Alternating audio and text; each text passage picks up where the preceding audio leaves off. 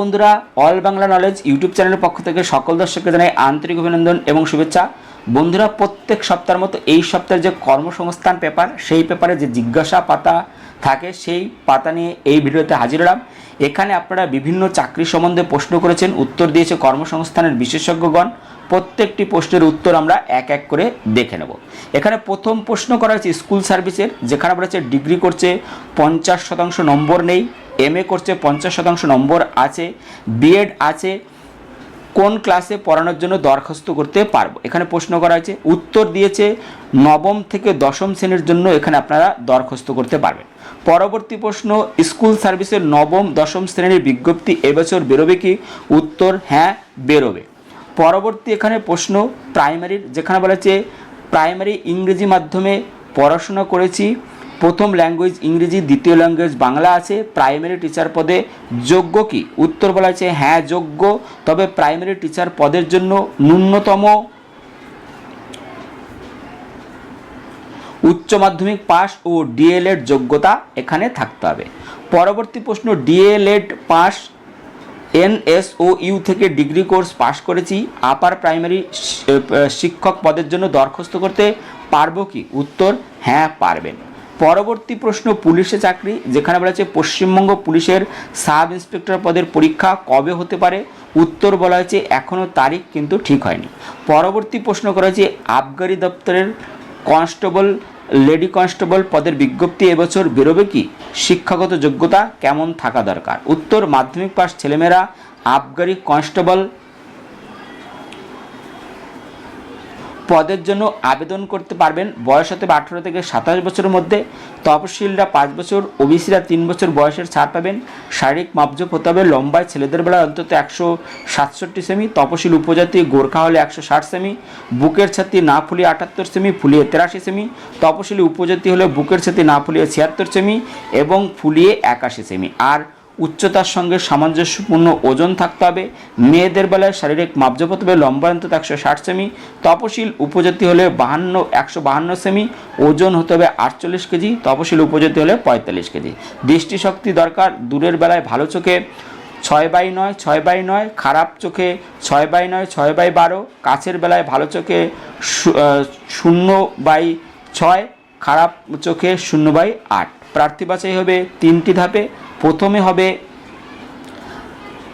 Preliminary লিখিত পরীক্ষা, 100 নম্বরের লিখিত পরীক্ষা থাকবে এইসব বিষয়ে। 1 নম্বর হচ্ছে Bengali language 50 number, general awareness and reasoning 50 number, negative marking আছে। 4টি প্রশ্নের ভুল উত্তরের জন্য প্রাপ্ত নম্বর থেকে 1 নম্বর কাটা হবে। পরবর্তী প্রিলিমিনারি পরীক্ষায় সফল হলে শারীরিক মাপজোপ এবং শারীরিক সক্ষমতার পরীক্ষা হবে। শারীরিক সক্ষমতার পরীক্ষায় থাকবে ছেলেদের বেলায় 6 মিনিট 30 সেকেন্ডে 1600 মিটার দৌড়, মেয়েদের বেলায় থাকবে 2 মিনিটে 400 মিটার দৌড়। এরপর হবে ফাইনাল পরীক্ষা। এই পরীক্ষা 4টি পেপার থাকবে। প্রথম থাকবে ক জেনারেল অ্যাওয়ারনেস ও জেনারেল নলেজ 30 নম্বর, এরপর হচ্ছে 2 হচ্ছে নম্বর, এখানে দেখতে পাচ্ছ যে তারপর হচ্ছে এলিমেন্টারি ম্যাথামেটিক্স 20 নম্বর, রিজনিং 10 নম্বর, সময় 1.5 ঘন্টা, প্রশ্ন থাকবে বাংলা, নেপালি এবং ইংরেজি ভাষায়। নেগেটিভ মার্কিং আছে। 4টি প্রশ্নের ভুল উত্তরের জন্য প্রাপ্ত নম্বর থেকে 1 নম্বর কাটা হবে। সফল হলে 10 নম্বরের ইন্টারভিউ। পরবর্তী যে প্রশ্ন যেখানে করা হয়েছে পশ্চিমবঙ্গ পুলিশের রাইফেলম্যান পদে দরখাস্ত করার শেষ তারিখ কবে, কিভাবে আবেদন করব? উত্তর রাইফেলম্যান পদের জন্য এখনও অনলাইনে দরখাস্ত নেওয়া শুরু হয়নি, খুব শীঘ্রই বিজ্ঞপ্তি দিয়ে দরখাস্ত নেওয়া শুরু হবে, তখন অনলাইনে দরখাস্ত করবেন, বিজ্ঞপ্তি বেরোলে যথাসময়ে কর্মসংস্থানে পেয়ে যাবেন। পরবর্তী প্রশ্ন, কলকাতা পুলিশে অনলাইনে দরখাস্ত করেছি, এখন কি ফর্মটি পশ্চিমবঙ্গ পুলিশের কনস্টেবল পদে বদল করা যায় কি? উত্তর না, দুটি আলাদা বিভাগ, কখনোই করা যায় না। পরবর্তী প্রশ্ন অন্যান্য চাকরি, যেখানে বলেছে মিউনিসিপ্যাল সার্ভিস কমিশনের ওভারসিয়র পদের পরীক্ষার ফল কবে বেরোবে? উত্তর ফল বেরোতে দেরি আছে। পরবর্তী প্রশ্ন, এবছর ডাক বিভাগের শূন্য পদের বিজ্ঞপ্তি বেরোবে কি? উত্তর হ্যাঁ, বেরোবে। পরবর্তী প্রশ্ন National Defence Academy clerk multitasking staff পদের পরীক্ষা কবে হবে? উত্তর পরীক্ষা তারিখ এখনও ঠিক হয়নি। পরবর্তী প্রশ্ন পিএসসির, যেখানে বলেছে পিএসসির ফুড সাব ইন্সপেক্টর পদের যে পরীক্ষা মার্চে হলো তার ফল কবে বেরোবে? নতুন করে পরীক্ষা হবে কি? উত্তর এই পরীক্ষার ফল বেরোতে দেরি আছে, নতুন করে পরীক্ষা হবে কিনা তা এখনও ঠিক হয়নি।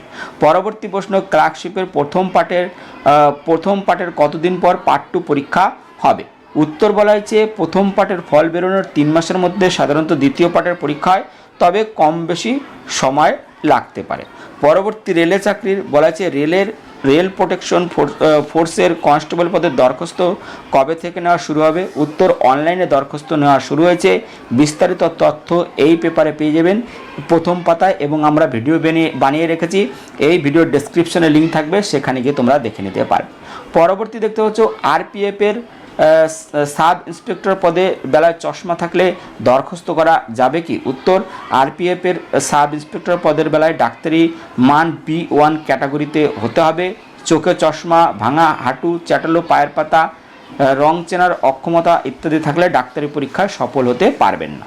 পরবর্তী প্রশ্ন, স্টাফ সিলেকশনে যেখানে এসএসসির MTS পরীক্ষার ফর্ম পূরণ কবে থেকে শুরু হবে? উত্তর, অনলাইনে দরখাস্ত নেওয়া শুরু হবে 7ই মে থেকে, চলবে 6ই জুন পর্যন্ত, পরীক্ষা হবে জুলাই আগস্টে। পরবর্তী প্রশ্ন, সিবিআইয়ের অফিসার হতে গেলে কেমন শিক্ষাগত যোগ্যতা থাকা দরকার? উচ্চতা, দৃষ্টিশক্তির কোনো কড়াকড়ি আছে কি? উত্তর, সিবিআইয়ের অফিসার হতে গেলে স্টাফ সিলেকশন কমিশনের কম্বাইন্ড গ্র্যাজুয়েট লেভেলের পরীক্ষা দিতে হবে। শারীরিক মাপজোপ হতে হবে। সিবিআইয়ের সাব ইন্সপেক্টর পদের বেলায় লম্বায় অন্তত 165, তপশিলি উপজাতি হলে 160 সেমি, বুকের ছাতি ফুলিয়ে 76 সেমি, মেয়েদের বেলায় লম্বায় হতে হবে 150, উপজাতি হলে 145 সেমি, দৃষ্টিশক্তি হতে হবে দূরের বেলায় এক চোখে 6/6, অন্য চোখে 6/9, কাছের বেলায় এক চোখে 0.6, অন্য চোখে 0.8। পরবর্তী প্রশ্ন, পঞ্চায়েত এক্সিকিউটিভ অ্যাসিস্ট্যান্ট পদের জন্য যে কম্পিউটার যোগ্যতা চাওয়া হচ্ছে, তাতে কম্পিউটারের কোনো স্বীকৃত কোর্স পাস হতে হবে না test council of technical education থেকে পাস হতে হবে? উত্তর বলা হচ্ছে না, কোনো স্বীকৃত প্রতিষ্ঠান থেকে কম্পিউটার সার্টিফিকেট ডিপ্লোমা পাস হতে হবে। বন্ধুরা, এই ছিল এই সপ্তাহের জিজ্ঞাসা পাতা। ভিডিওটি ভালো লাগলে একটি লাইক দাও এবং ভিডিওটিকে অবশ্যই বন্ধুদের সাথে শেয়ার করে দিও। ভিডিওটি দেখার জন্য ধন্যবাদ। Thank you.